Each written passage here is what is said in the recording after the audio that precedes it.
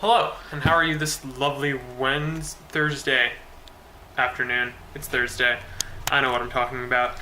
Today, I finally did it. I finally sat down and started going through the footage, and I made some major headway. How major?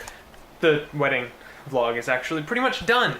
I decided to work on that first because I knew it would be the most difficult and time-consuming, and it wasn't as difficult as I expected it to be, but it was still definitely quite time-consuming, and I ran into a couple of snags along the way. The biggest snag I ran into was my plan, which you probably saw, was to, instead of just doing a normal montage, have the audio of me reading the poem as like the music for the montage.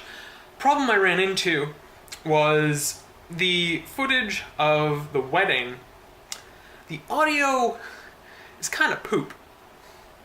There's really no better way to put it. It's basically, I don't want to say unusable, because it's still definitely, footage of the wedding, but as loud as I can be, and that's very loud, mind you, the microphone on my camera really wasn't picking me up that well, so I basically had to record myself reading the poem again, and then use that with some music that I found in the YouTube audio library.